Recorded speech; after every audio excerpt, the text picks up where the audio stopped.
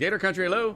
How you doing? This is Ian. Ian Munsick. How you doing, buddy? Yes, sir. Good. Good. How are you doing? Good. You're talking to Scott. Melanie is actually off today. She had to take her daughter to the doctor. She's not feeling so good, so we hope her. No worries. Nice to talk to you, Scott. Yeah, we hope her daughter's feeling better soon. But is it great to talk to Ian Munsick? You're coming our way. Going to be playing the Ranch Concert Hall Saloon, and we're excited. Yes, sir. Going to be awesome, man. Cannot wait to go down there and throw down for you Western style. Ian, let's talk about your music. What is the significance of Eagle Feather? So I'm from the great state of Wyoming, right, which is obviously a long, long way from Florida. But out there, we played Red Rocks last year, and during our last tune, I got adopted into the Crow tribe. Oh wow! Which is a Native American tribe in Montana. So they gave me an eagle feather as an emblem of adoption. So that kind of inspired my last album, Eagle Feather. That is awesome. And is that the eagle feather that's in your cowboy hat? Yes, sir. It sure is. Nice. Yeah, growing up in Wyoming, that had to be something. That's a long way from Florida, that's for sure. I wish Melanie were here. She just got back from Jackson Hole, and she absolutely. Oh, yeah, nice. Yeah, she absolutely loved it. That's where people from Florida go to vacation. Yeah, that's right. I always tell people that Jackson Hole isn't actually Wyoming. But, yeah. Yeah, you're from Sheridan. How would you describe Sheridan? What's the difference?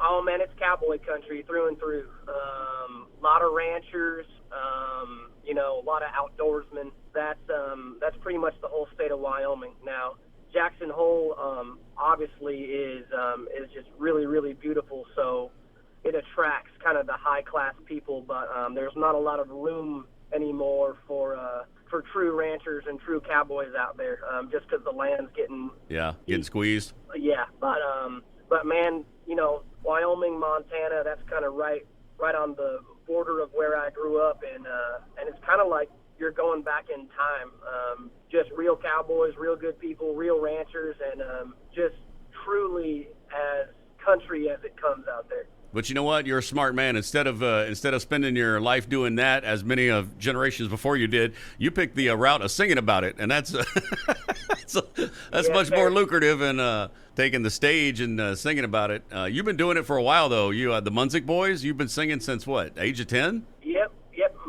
My two older brothers and my dad also play music.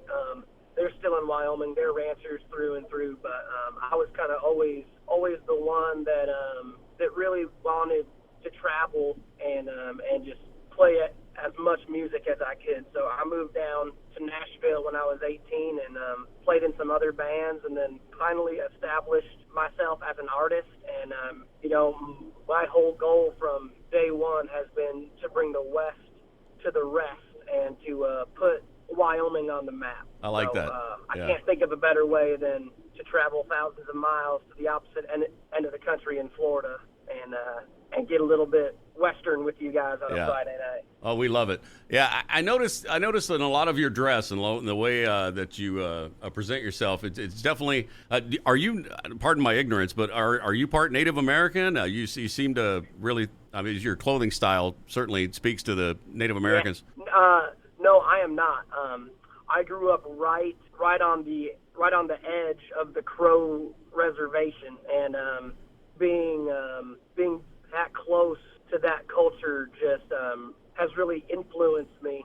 And that whole world is a part of cowboy culture and Western culture that doesn't really ever get a lot of attention on it. So when I was adopted into the Crow tribe last year, I really have just tried to make it a priority to bring a positive light on their people. I can tell, and the way you present yourself and the way you dress is definitely of respect for Native American tribes. Yes, sir. Yes, sir. Thank you. Well, they're the OGs, and they are truly as country as they come, man. So we need a lot more of their culture in country music, because they're a big piece of this country and the heritage of the West. Yeah, absolutely. Well, let's talk about your music. Long Live Cowgirls. Yes, I couldn't agree more. Blowing up the charts. Originally a duet with Cody Johnson, is that right? Yep. Yes, sir. Yes, sir. Yep.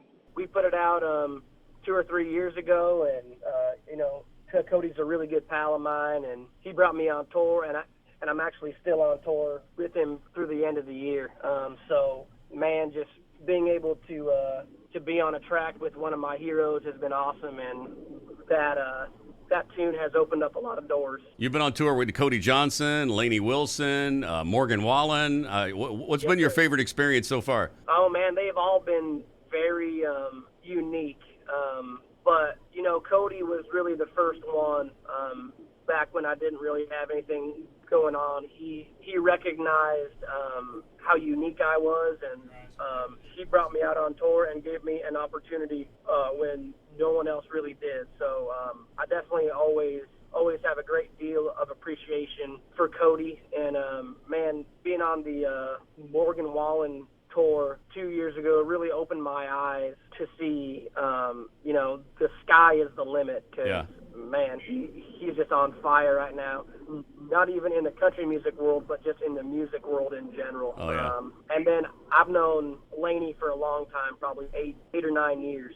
So to see her go from doing 100 tickets in her hometown to doing arena tours around the country and around the world, and to be able to be a small part of her last tour was just incredible, man. So I feel like I've been just very, very blessed to have some of the top 3 artists in country music take me under their wing. Yeah, you must learn a lot from touring with those 3. I got to imagine. That's awesome. Absolutely. Well, you did one of the smartest things you could do, and that is you married your manager. That's right.